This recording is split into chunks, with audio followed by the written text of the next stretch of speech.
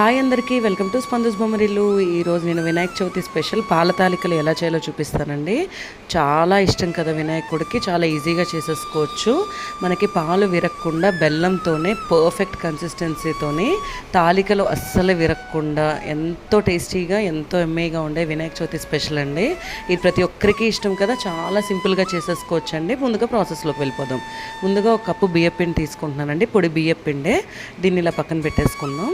అలాగే ఒక గిన్నె తీసుకొని 3/4 కప్పు వాటర్ వేస్తున్నాను. ఇక్కడ నేను ఒక కప్పు బియ్యపిండికి 3/4 కప్పు వాటర్ వేసి కొంచెం ఒక 2 టేబుల్ స్పూన్ల బెల్లం వేసుకోవాలి. ఎందుకంటే తాలికలు అనేవి చప్పగా ఉండకుండా కొంచెం టేస్టీగా ఉండడానికి. ఇవి ఒక్క బాయిల్ రాగానే మన బియ్యపిండిని అందులో వేసేసుకొని ఒక్కసారి స్పూన్తో ఇలా తిప్పుకోవాలండి. ఇలా తిప్పేసుకుంటూ స్టవ్ ఆఫ్ చేసేసేయచ్చు, ఆ వేడి సరిపోతుంది అంతే. స్టవ్ ఆఫ్ చేసేసుకొని ఇలా ఒక్కసారి మిక్స్ చేసేసుకున్నాక దీన్ని అంతటిని ఒక ప్లేట్లోకి ట్రాన్స్ఫర్ చేసేసుకున్నాను. ట్రాన్స్ఫర్ చేసుకొని గోరువెచ్చగా ఉన్నప్పుడు ఇలా చేతితో గట్టిగా మనం చపాతీ పిండిలా కలిపేసుకోవాలి.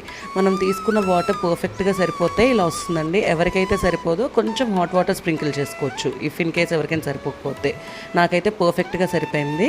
కానీ ఒకసారి పిండిని ఇలా గట్టిగా మర్దన చేస్తేనే మనకి తాలికలు అనేవి పర్ఫెక్ట్గా వస్తాయి. సాఫ్ట్ డవ్ అయితే రెడీ అయిపోయింది.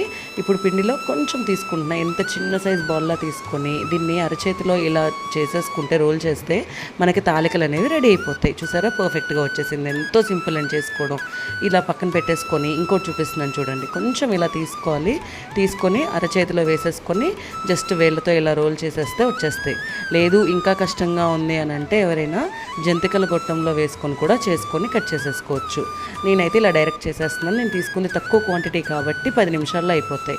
ఇలా మిగిలినవన్నీ కూడా రెడీ చేసేసుకోవాలి. ఇవి మందంగా ఉండకూడదు, పల్చగా ఉండకూడదు, ఈ మాత్రం కన్సిస్టెన్సీ ఉండాలి. అందులో ఒక ముద్ద నేను పక్కన పెట్టుకున్నానండి, ఎందుకో తర్వాత చెప్తా. ముందు ఒక కడాయి తీసుకోవాలి. ఇప్పుడు తీసుకున్నాక ఇందులోకి 1/2 లీటర్ పాలు పడతాయండి. ఎందుకంటే పూర్తిగా పాలతోనే చేస్తున్నాము.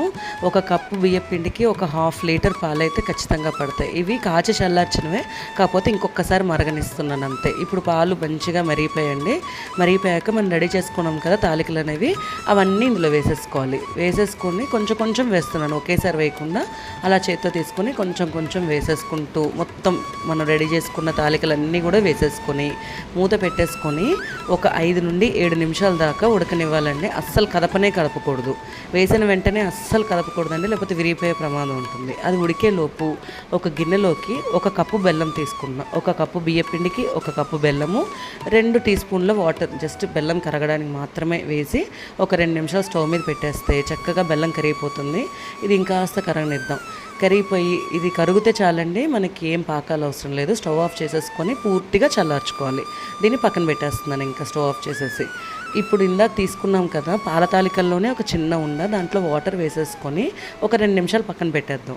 ఇది కేవలం బియ్యపిండి ముద్దే కాబట్టి 2 నిమిషాల్లో మనకు సాఫ్ట్ అయిపోతుంది. మనం ఇలా సాఫ్ట్గా చేసేసుకొని మొత్తం పేస్ట్లో రెడీ చేసుకోవాలి. ఈ పేస్ట్ ఇలా రెడీ చేస్తే ఇంత సాఫ్ట్గా ఉంటుంది కదా, దీన్ని కూడా పక్కన పెట్టేద్దాం. ఒక 7 మినిట్స్ తర్వాత మనకి తాలికలు అనేవి ఉడుకుతూ ఉన్నాయండి. చూసారా, పర్ఫెక్ట్గా ఉన్నాయి. కానీ ఇంకా ఉడకనిద్దు. ఒక్కసారి ఇప్పుడు కదుపుతున్నానండి, ఫస్ట్ నుండి నేను అసలు టచ్ చేయలేదు.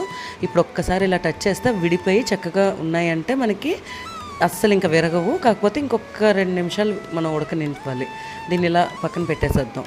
ఇంకొక 2 నిమిషాల తర్వాత చూస్తే పాలు అనేవి మంచిగా క్రీమీగా తయారైపోతున్నాయి. అలాగే తాలికలు కూడా చాలా బాగా ఉడికిపోతున్నాయండి. చూసారా ఎంత బాగా ఉడికాయో. ఒక తీసి చూపిస్తాను మీకు. కరెక్ట్గా ఇలా తీసుకొని స్పూన్తోని ఇంకొక స్పూన్తో ఇలా నొక్కితే మనకి ఇలా కట్ అయిపోయాయి అండ్ పర్ఫెక్ట్గా ఉడికిపోయినట్టు అనమాట. ఇప్పుడు ఇలాచీ ఒక 2 దంచుకొని వేస్తున్నాను. ఇలాచీ పౌడర్ వేసేసుకున్నాక ఇది కాస్త ఇంకొక 2 నిమిషాలు ఇలా వదిలేసుకుందాం. ఇది ఇలా ఉడుకుతూ ఉండగానే ఇందాక రెడీ చేసి పెట్టాను కదా బియ్యం పిండి పేస్ట్, అది కూడా వేసేసుకోవాలి. ఎందుకంటే అది కన్సిస్టెన్సీ కోసం, బాగా లిక్విడ్గా కాకుండా కొంచెం క్రీమీగా రావడానికి అనమాట. ఎక్కువగా కూడా వేయకూడదు, బాగా థిక్నెస్ రాకూడదు, సెమీగా ఉండాలన్నమాట. ఇప్పుడు ఇది పర్ఫెక్ట్గా ఈ మాత్రం కన్సిస్టెన్సీ ఉన్నప్పుడు కరెక్ట్గా ఉన్నట్టండి. నేను స్టవ్ ఆఫ్ చేస్తున్నాను ఒక 2 నిమిషాలు, ఎందుకంటే ఉడికిపోయింది పేస్ట్ అంతా.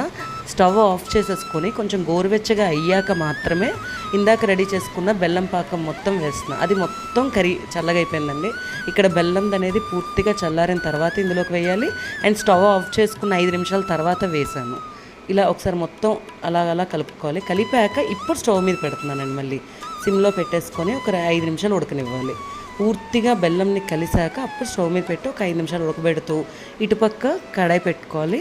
అందులోకి 1 టేబుల్ స్పూన్ నెయ్యి కూడా యాడ్ చేసేసుకుందాం. ఇది కాస్త కరిగాక జీడిపప్పు తరిగిన వేసుకున్నాను. అది కొంచెం గోల్డెన్ బ్రౌన్ కలర్లోకి రావాలి. ఇది కాస్త వేగాక కిస్మిస్ కూడా తీసుకుంటున్నానండి. కిస్మిస్ కూడా వేసేసుకొని చక్కగా కిస్మిస్ వేగగానే మనకి మొత్తం కలర్ చేంజ్ అయిపోయింది కిస్మిస్ అండ్ జీడిపప్పు. ఇప్పుడు స్టవ్ ఆఫ్ చేసేసుకొని పాల తాలికల్లోకి వేసేసుకోవడమే. చక్కగా టేస్టీ ఎమ్మి పాల తాలికల రెసిపీ అయితే రెడీ అయిపోయిందండి.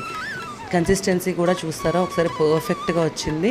వినాయకుడికి ఎంతో ఇష్టం కదండి. చాలా సింపుల్గా చేసుకోవచ్చు. పాలు విరగకుండా తాలికలు పర్ఫెక్ట్గా ఉడికి ఎంతో టేస్టీగా ఉండే పాల తాలికలు అయితే రెడీ అయిపోయాయి. మీరు కూడా ఇలా ఒకసారి ట్రై చేసి చూడండి. ఎలా వచ్చేదో కమెంట్ చేసేసేయండి. Thanks for watching my video.